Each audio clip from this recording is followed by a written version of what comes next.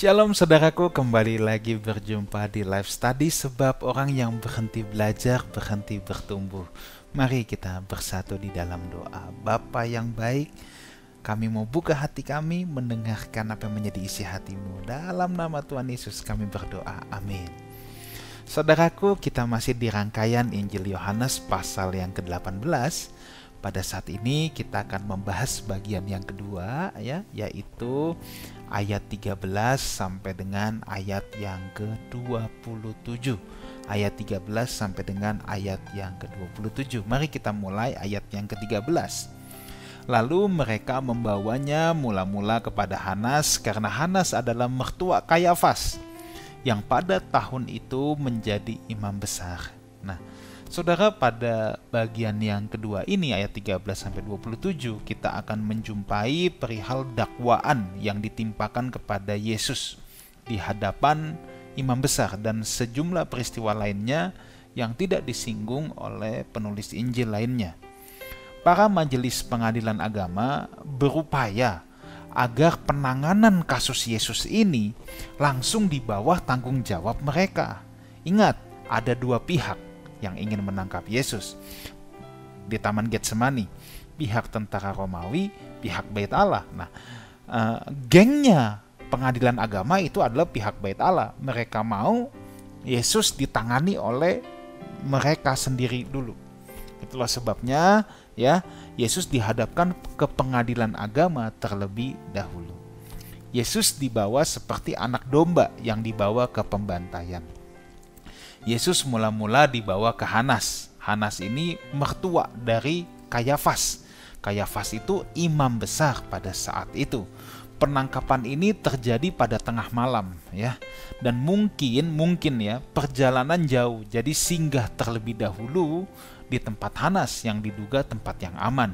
Bisa juga ini sebagai bentuk penghormatan Kayafas kepada mertuanya, supaya dikasih lihat dulu ke mertuanya Hanas.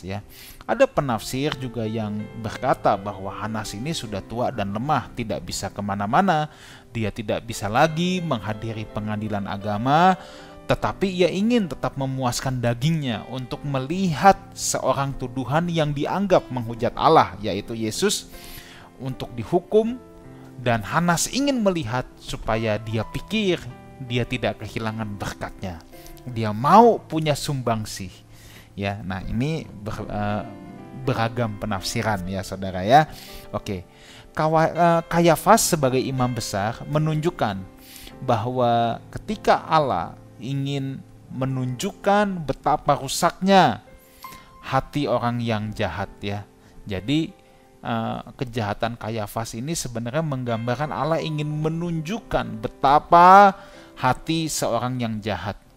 Ia menempatkan orang itu pada jabatan yang berkuasa. Ini imam besar, saudara, bukan sembarangan imam. Memang tempat yang berkuasa itu penuh pencobaan dan peluang untuk menyalahgunakan kekuasaan itu. Saudara, kalau saudara dipercayakan Tuhan banyak hal, banyak fasilitas, jabatan, kedudukan, saudara harus ingat satu hal ini tempat yang berkuasa, yang di atas itu penuh dengan pencobaan. Sekali kita mengeraskan hati kita, kita tidak bisa peka lagi terhadap prinsip kebenaran firman Tuhan, maka tanpa kita sadar kita bisa menyalahgunakan kekuasaan. Kita bisa menggunakan kekuatan kita untuk menindas orang lemah dan lain sebagainya. Dan event-event ini seringkali Tuhan memperlihatkan betapa rusaknya, kerasnya hati seseorang yang jahat. Ayat 14. Dan Kayafaslah yang telah menasihatkan orang-orang Yahudi adalah lebih berguna jika satu orang mati untuk seluruh bangsa. Perkataan ini menunjukkan, saudara, menunjukkan apa? Betapa jahatnya Kayafas. Ia memerintah diri sendiri dan jemaat dengan aturan dan kebijakan yang bertentangan dengan peraturan keadilan. Bayangkan, perkara Kristus ingin diputus sebelum sidang digelar. ia menghasut dan mempengaruhi orang-orang. Maka dia yang dulu, dia sidang aja belum, tapi dia udah bilang, lebih berguna jika satu orang mati untuk seluruh bangsa. Ini belum diadili, kesalahannya belum terbukti, tapi Kayafas langsung menghasut, saudaraku. Memang orang ini jahatnya setengah mati, ya. Dan biasa orang jahat yang berkuasa seperti ini sangat pandai dalam menghasut atau mempengaruhi orang-orang. Hanas juga punya andil dalam dosa besar ini, saudara, ya. Yesus tidak pernah terbukti bersalah. Pengadilan belum digelar, tidak ada indikasi juga Yesus untuk melarikan diri. Seharusnya Yesus tidak dibelenggu, saudara, seperti layaknya penjahat. Dia nggak mau melarikan diri dari awal. Dia dengan gagah berani ketika ditangkap dengan tenang berkata, akulah dia. Nggak ada sedikit pun usaha pencobaan Yesus akan lari. Dan kesalahannya, ingat, belum dibuktikan. Tanpa dasar hukum, tanpa belas kasihan, Yesus dibelenggu.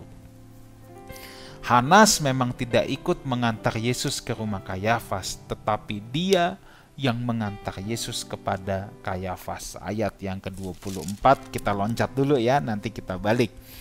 Di sini dikatakan, maka Hanas mengirim dia terbelenggu kepada Kayafas. Jadi Hanas ini memang orang jahat juga, mertuanya ini jahat juga, saudara, ya. Oke, ayat 15 sampai 18 kita akan masuk menelusuri.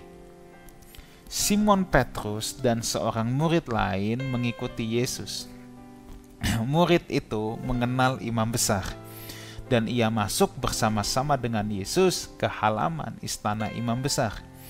Tetapi Petrus tinggal di luar dekat pintu.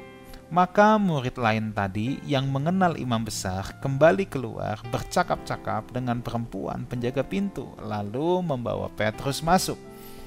Maka kata hamba perempuan penjaga pintu kepada Petrus, bukankah engkau juga murid orang itu? Jawab Petrus, bukan. Sementara itu hamba-hamba dan penjaga bait Allah telah memasang api arang sebab hawa dingin waktu itu, dan mereka berdiam di situ. Juga Petrus berdiam bersama-sama dengan mereka. Nah, saudara, kita bisa ngelihat beberapa peristiwa. Kalau kita flashback pertemuan minggu lalu ayat 1-12, kita ingat ketika Yesus ditangkap, Yesus minta untuk mereka ini, murid-muridnya, dilepaskan. Jadi Yesus saat itu bersama dengan ke-11 murid, kan Yudas sudah nggak ada ya. Yudas datang dengan rombongan pasukan. Waktu Yesus mau dibawa, Yesus bilang, mereka ini dilepaskan, nggak ada urusannya dengan mereka. Nah, tetapi di sini ditulis Simon Petrus dan seorang murid lain mengikuti Yesus. Nah, berarti dari 11, 9 udah ngacir, saudara. Nah, Petrus masih tetap ikut. Dan murid yang lain. Di sini kita harus mengakui ya, bahwa hati Petrus memang luar biasa mengasihi Yesus. Kita harus mengakui dulu ini ya. Kita belum membahas tentang penyangkalannya. Tetapi dengan adanya Petrus di situ, sebenarnya poin positifnya adalah kita harus mengakui hati Petrus itu luar biasa untuk mengiring Yesus ya. Yang lain 9 lagi sudah ngacir kabur, tapi dia tetap ingin mengikuti Yesus. Petrus ingin bersama Yesus bukan hanya ketika dia dielu-elukan, Hosana, Hosana. Tetapi sampai ia ditangkap, dibelenggu pun, Petrus tetap mau mengikuti Yesus. Nah, banyak orang Kristen hanya mau mengikuti Yesus saat Yesus dielu-elukan. Tetapi bagaimana dengan jalan Via Dolorosa?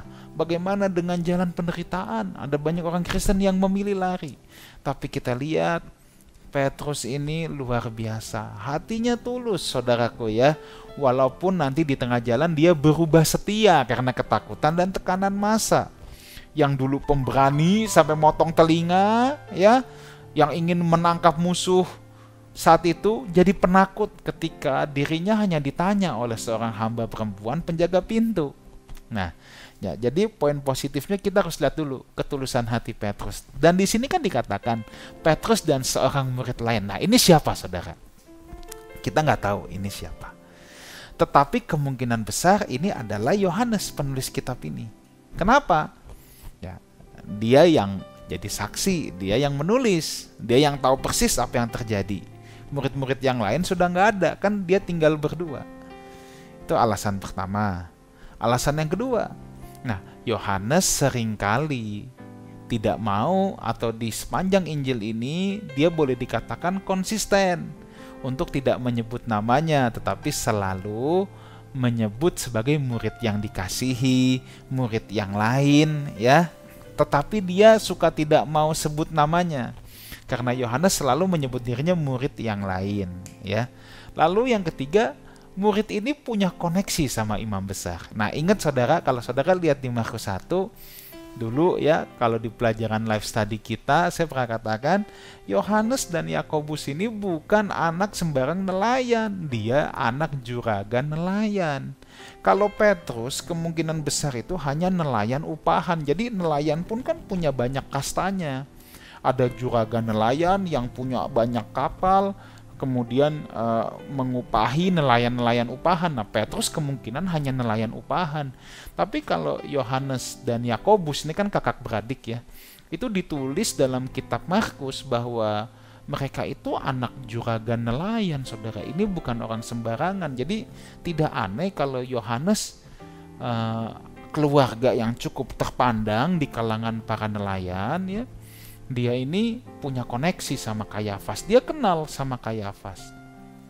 Ada penafsiran yang berkata kemungkinan keluarga Yohanes lah yang menyuplai ikan katanya kepada keluarga Kayafas. Bisa.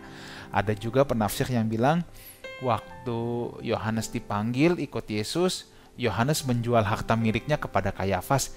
Bisa juga ya. Tetapi yang jelas murid ini punya hubungan ya, punya fasilitas yang cukup lumayan ya, punya koneksi yang cukup lumayan. Makanya dia bisa ngelobi.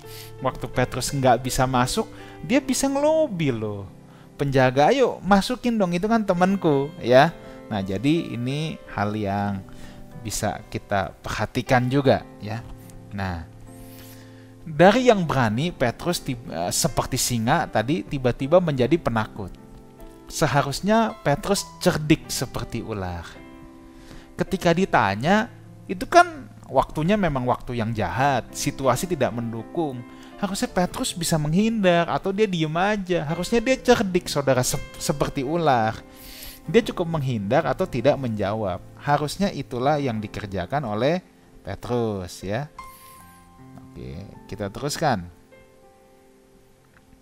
Nah, ayat yang ke-18.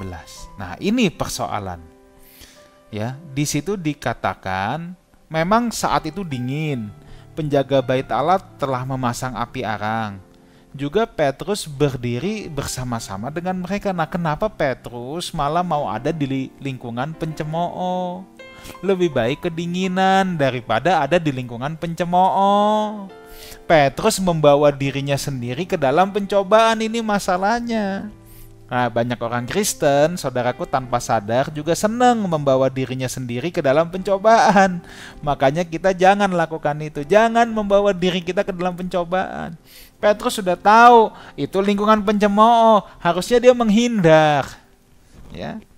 Ayat 19-21. Maka mulailah imam besar menanya Yesus tentang murid-muridnya dan tentang ajarannya. Jawab Yesus kepadanya, "Aku berbicara terus terang kepada dunia. Aku selalu mengajar di rumah-rumah ibadat dan di bait Allah, tempat semua orang Yahudi berkumpul. Aku tidak pernah berbicara sembunyi-sembunyi. Mengapakah engkau menanyai aku? Tanyailah mereka yang telah mendengar apa yang kukatakan kepada mereka. Sungguh mereka tahu apa yang telah kukatakan." Saudara, pemeriksaan ini tadi saya sudah katakan bertentangan dengan tata cara pengadilan. Dia dibelenggu layaknya seorang penjahat sekalipun belum dibuktikan bersalah. Yesus juga bicara terus terang kok di bait Allah dan di rumah-rumah ibadat atau di sinagog. Jadi pertanyaan mereka kepada Yesus ini sebenarnya pertanyaan yang formalitas dan retoris yang tidak perlu dijawab. Untuk apa mereka tanya? Yesus tidak pernah ngajar dengan bisik-bisik. Yesus mengajar di tempat umum. Semua orang tahu apa yang diajarkan ya. Makanya ia tetap tenang, saudara. Di sini yang dipertanyakan tentang murid dan tentang ajaran. Yesus tidak mau menjawab apapun tentang murid-muridnya. Kenapa?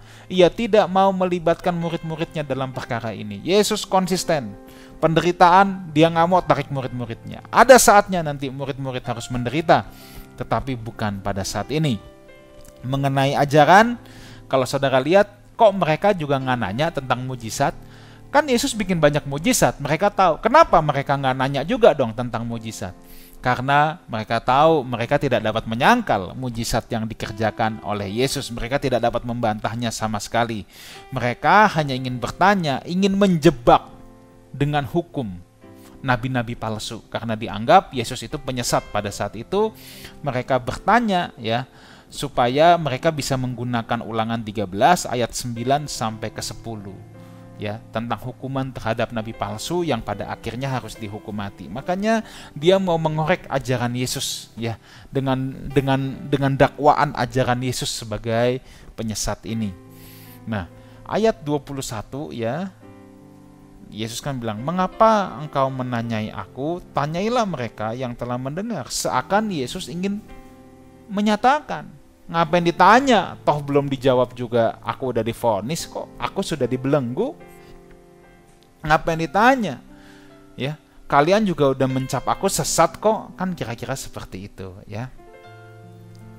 Nah, Yesus juga mengejar secara terbuka kepada hayalak umum yang tadi sudah saya katakan. Nggak ada yang ditutupi. Siapa yang mendengar, mereka tahu di mana Yesus mengajar, mereka juga tahu. Tanyakan saja kepada mereka, apakah Yesus ini penyesat? Ya. Ayat 22 dan 23 sekarang. Ketika ia mengatakan hal itu, seorang penjaga yang berdiri di situ menampar mukanya sambil berkata, "Begitukah jawabmu kepada imam besar?"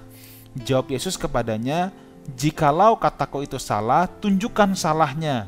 Dan jikalau kataku itu benar, mengapa engkau menampar aku?"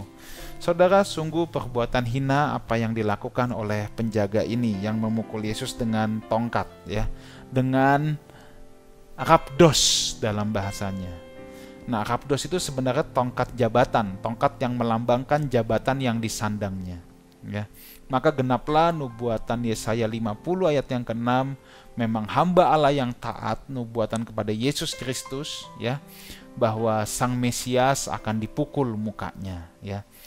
Matthew Henry, seorang penafsir Alkitab yang terkenal, berkata ketika Yesus dipukul itu sambil dihina. Sungguh Kristuslah yang menanggung kutuk itu, yang menanggung rasa malu itu ya. Saudara, Kristus telah menggantikan penderitaan kita. Tidak seharusnya kita malu untuk memberitakan kabar baik. Yesus yang sudah menanggung malu itu. Ada juga penafsir yang berkata, yang menampar Yesus ini, yang memukul wajah Yesus ini adalah Malkus yang dipotong telinganya oleh Petrus. Nah, kita nggak tahu persis saudara, tapi kalau sampai benar saudara, maka betapa kurang ajar, betapa tidak tahu berterima kasihnya orang ini saudara ya. Udah ditolong, disambungkan telinganya, sekarang malah ikut-ikutan.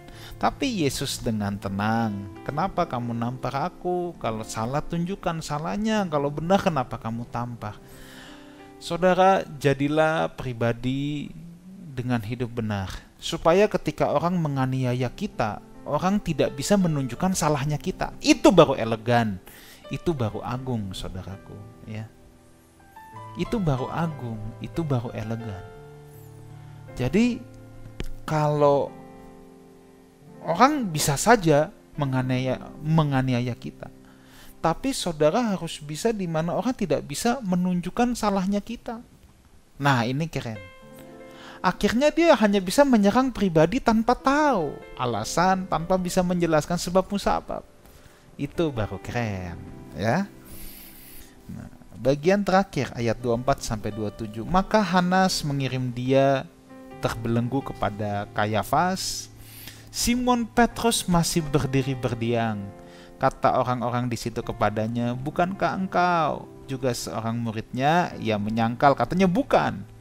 Kata seorang hamba imam besar, seorang keluarga dari hamba yang telinganya dipotong Petrus, Malkus ya, bukankah engkau kulihat di taman itu bersama-sama dengan dia? Maka Petrus menyangkalnya pula, berarti ini yang ketiga kali, dan ketika itu berkokoklah ayam. Saudara lihat kebodohan Petrus apa? Kebodohan Petrus adalah terus menjerumuskan diri di perkumpulan itu. Ia tidak menghindar dan pergi, malah tetap berdiri berdiam di sana. Saudara, saya ingatkan sekali lagi, kalau kita ada di kumpulan orang fasik, lebih baik kita menghindar, saudara. Ya. Orang yang bukan penjudi, setiap hari kumpulnya sama penjudi, tunggu waktu dia ikut-ikutan berjudi.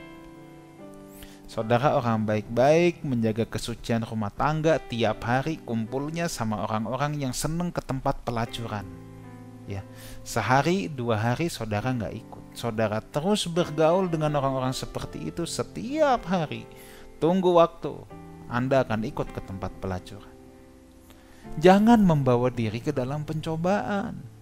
Itulah sebabnya pergaulan yang buruk merusak kebiasaan yang baik. Tetapi sebaliknya, pergaulan yang baik merusak kebiasaan yang buruk. Harusnya kita punya komunitas, kita berdiam di tengah-tengah orang benar, bukan orang fasik. Makanya Mazmur 1 itu luar biasa, ya, berbahagialah orang yang berjalan di jalan orang benar, yang tidak duduk di kumpulan pencemooh. Udah tahu ini pencemooh, Petrus malah hobi, dia diem di situ, dia membawa dirinya dalam pencobaan, akhirnya menyangkal sampai kukuruyuk. Dia ingat, dia udah menyangkal Yesus, ya. Kita bisa melihat natur dosa di sini. Dosa itu selalu membutuhkan dosa yang lain untuk menutupinya, ya. Satu dosa selalu membutuhkan dosa lain untuk menutupinya. Ya, makanya kalau orang bikin dosa, selalu akan ada dosa berikutnya untuk menutupi, ya. Entah kebohongan, entah apapun. Makanya do not cover sin with sin. Jangan menutupi dosa dengan dosa yang lain. Kalau kita jatuh dalam dosa, segeralah bertobat. Kalau enggak, kita hanya akan menambahkan semakin banyak dosa, semakin banyak dosa, semakin banyak dosa. Ya. Do not cover sin with sin. Kalau ada dosa, akuilah, bertobat. Itu jalan keluar yang terbaik. Bukan malah menambah-nambah dengan dosa-dosa yang lain. Maka berkokoklah ayam. Ayam berkokok menjadi tanda bahwa Petrus sudah menyangkal dia 3 kali. Bukankah Yesus yang berkata, Sebelum ayam berkokok engkau sudah menyangkal aku 3 kali. Jadi ayam berkokok ini menjadi peringatan Tuhan Kristus kepada Petrus. Ini juga bentuk kepedulian Kristus kepada Petrus. Maka benarlah, Petrus itu sebenarnya orang benar, saudaraku, ya. Benarlah apa yang ditulis firman Tuhan. Orang benar kalau jatuh tidak dibiarkan sampai tergeletak. Petrus diingatkan, begitu ayam berkokok dia menangis, dia menyesal, saudaraku. Dia ingat, ini semacam jaring pengaman dari Kristus. Ayam berkokok pun bentuk pemeliharaan Kristus. Tapi kalau sudah diperingatkan, jangan terus hidup di situ.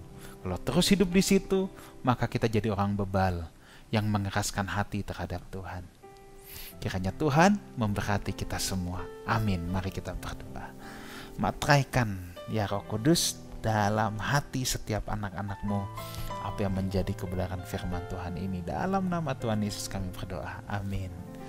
Saudaraku, kalau saudara berdomisili di Jakarta Barat dan sekitarnya, mari saya ingin mengajak saudara beribadah di Lifehouse Community hari Minggu jam 10 pagi, ya. Saya ingin berkenalan, berjumpa dengan setiap saudara. Kiranya Tuhan menyertai kita semua. Sampai jumpa di episode berikutnya dalam Life Study, sebab orang yang berhenti belajar, berhenti bertumbuh. God bless you.